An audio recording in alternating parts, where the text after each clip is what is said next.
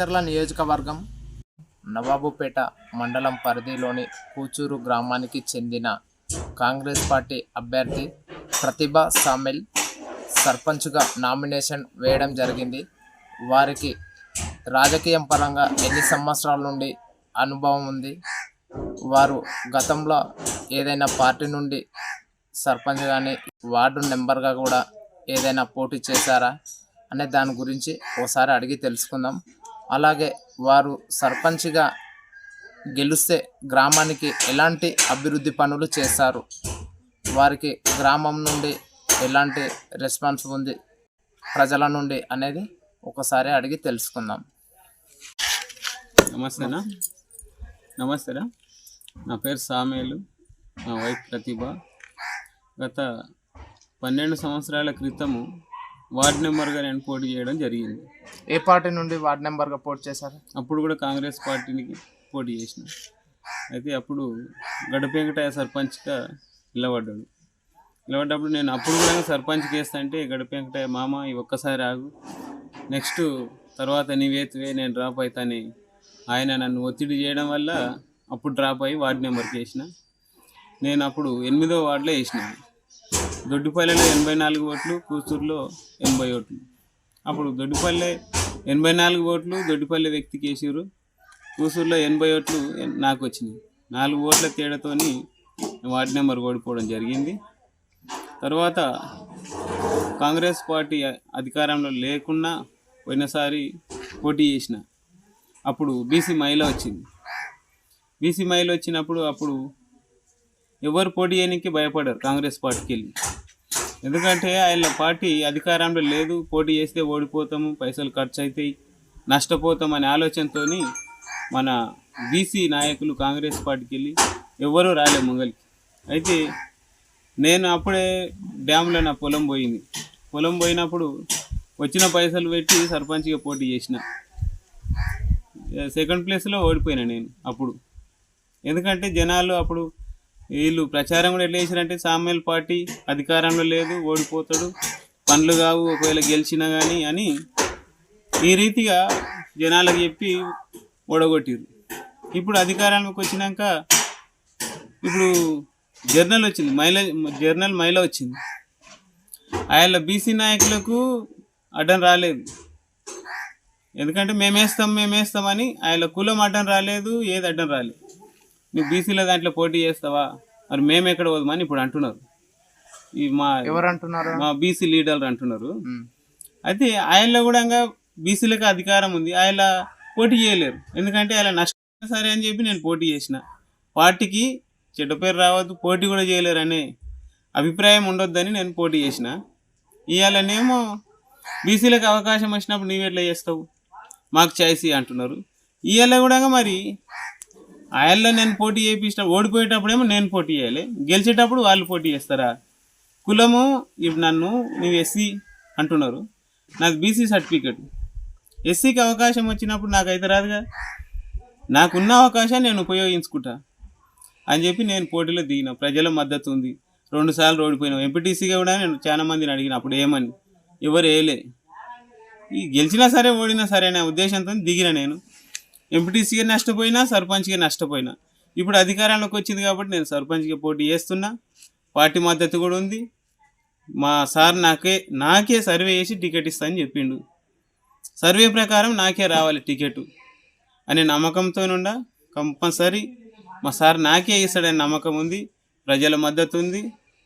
అందరు నాకు ఏం చెప్తారంటే మేముండం నీ వెనుక, నువ్వు పోటీ చేయి, గెలిచి చూపిద్దామని చెప్పారు. వార్డు నెంబర్లను కూడా 4 నేర్పించిన.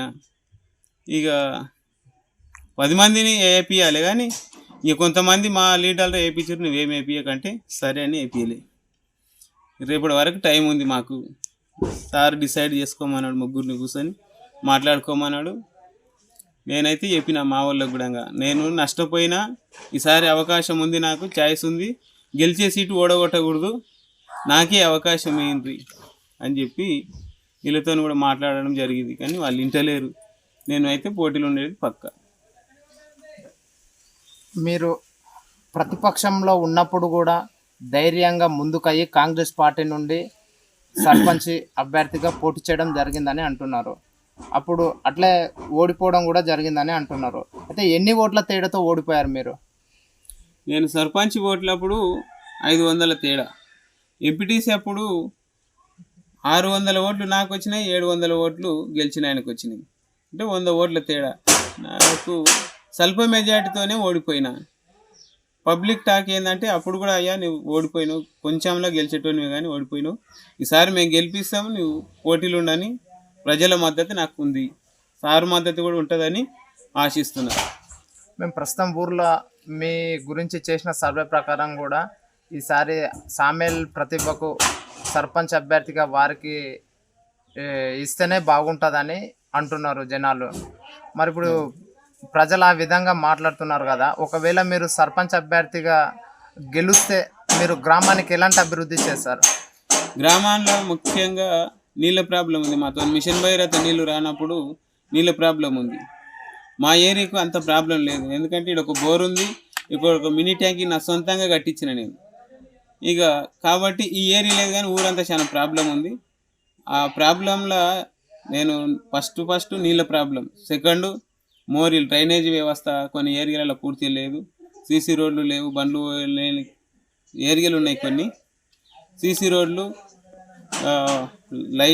లైటింగ్ విషయంలో కూడా అన్నీ కరెక్ట్ చేసి గ్రామానికి అభివృద్ధి పదంలో నడిపించాలని నా యొక్క ఉద్దేశం. మీరు అధికారంలో లేనప్పుడు కూడా గ్రామానికి అభివృద్ధి పనులు చేసిన మొన్న కారూరు రోడ్డుకు టిప్పర్తో మట్టి కొట్టించిన, చాలా గుంతలు పడ్డాయి, రోడ్డు బాగలేదంటే కారూరు రోడ్డుకు టిప్పర్తో మట్టి కొట్టించిన. కొత్తకుంట రోడ్డుకు అన్ని చెట్లు మొలిచినాయి, బాట నడవలేకుండా అయిందంటే జేసీబీ పెట్టి రోడ్డు సాఫ్ చేయించిన. ఇంకా చేసే పనులు చాలా ఉన్నాయి. పక్కన కానపూర్ అని ఉంది, కానపూర్కి వెళ్ళి కూచూరుకి స్కూల్ పిల్లలు రానికి బాట లేక పిల్లలు కూడా స్కూల్కి రాలేకపోతున్నారు. దాని మీద కూడా దృష్టి పెట్టి అందరితో మాట్లాడి రోడ్ వేపియాలి కానపూర్ నుండి కూచూరుకి మధ్యలో. ఇంకా చేయవలసిన పనులు చాలా ఉన్నాయి నా దృష్టిలో, కానీ ఇక ఒకటొకటి చేసుకుంటూ పోదాము అని ఉద్దేశంతోనే నేను సర్పంచ్గా పోటీగా దిగుతున్నాను. అలాగే ప్రతిభ మేడం ఉన్నారు.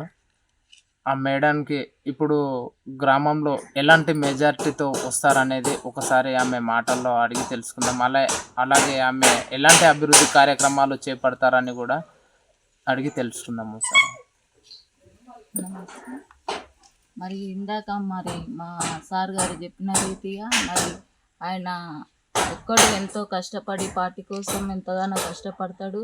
మరి ఎవరు రమ్మంటే వచ్చి అన్నకి దగ్గరికి పోయి మరి ఏదన్నా బాధలు వాళ్ళకు ఉన్నప్పుడు అన్నది మరి మా సార్ దగ్గర వచ్చి షేర్ చేసుకుంటారు. మరి నన్ను వదిలిపెట్టి కూడా నేను పోతున్నా అని చెప్పకుండా కూడా వాళ్ళ దగ్గరికి పోయి వాళ్ళ బాధలు ఏందో కనుక్కొని మరి ఆయన వస్తాడు. మరి ఎన్నో అభివృద్ధి పనులు ఎన్నో చేసిండు. మా భర్త పార్టీ ఓడిపోయినప్పటికీ కూడా మరి ఎన్నో అభివృద్ధి పనులు, మరి ట్యాంకీ కట్టియడం కానీ సొంత పైసలతోని మరి నా ప్రాబ్లమ్స్ ఎన్ని ఉన్నా కూడా మరి పార్టీ కోసం నేను పని చేయాలి, పార్టీ కోసం నేను ఊరిలో మంచి పేరు రావాలి నాకు అని మరి నాతో ఎంతగానో షేర్ చేసుకుంటాడు ఆయన. మరి అయినప్పటికీ కూడా ఆయన ఇష్టంతో మరి ఊరికి మంచి పనులు చేయాలి, నాకు మంచి పేరు రావాలని ఆయనకు ఎంతో ఆశ కలిగి ఉన్నాడు. మరి ఆ విధంగానే మరి ఈసారి కూడా మరి పోయినసారి మేము ఓడిపోయినప్పటికీ కూడా మరి కృంగకుండా మరి ఆయన ఎంతగానో ఆశతోని మరి మళ్ళా మన ప్రభుత్వం వస్తుంది, మనమే గెలుస్తాము అని మరి ఆయన ఎంతో ఆశతోని ఉన్నాడు.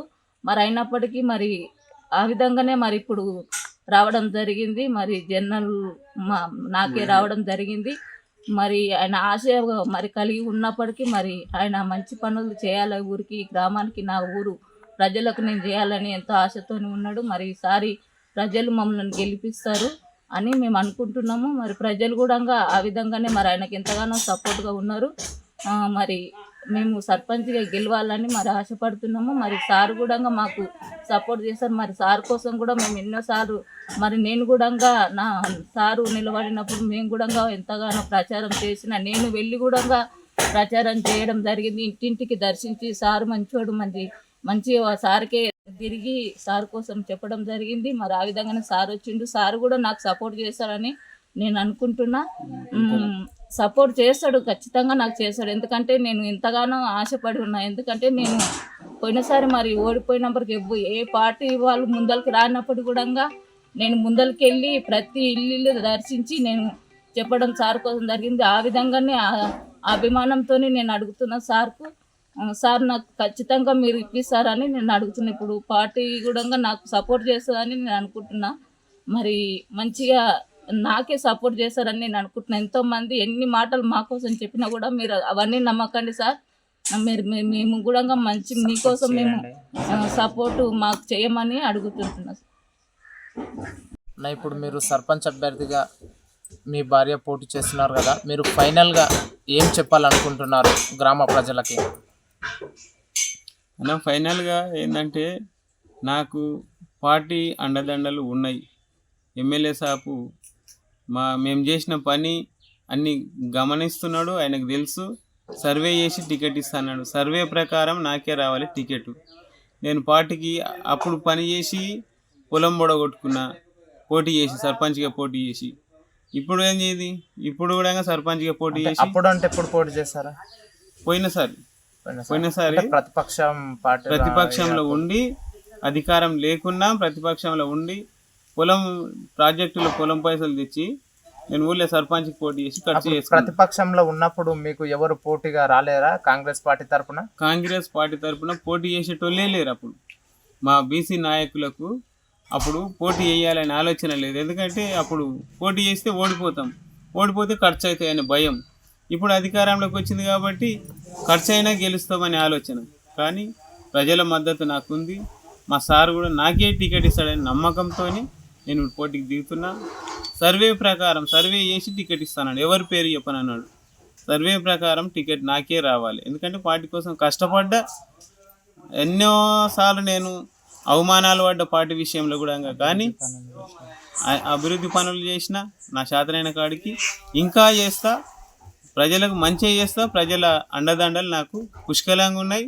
సార్ ఆశీర్వాదం కూడా ఉంటుందని నేను నమ్మకం పెట్టుకున్నా. ఉంటుంది సార్ 100% నాకే టికెట్ కన్ఫర్మ్ చేస్తాడు. మంచి మెజారిటీతో గెలుస్తున్నా. ఇది ప్రజలు కూడా నాకు ఫుల్ సపోర్ట్ ఉన్నారు. ఇది నా గెలుపు ఖాయం అయిపోయినట్లే.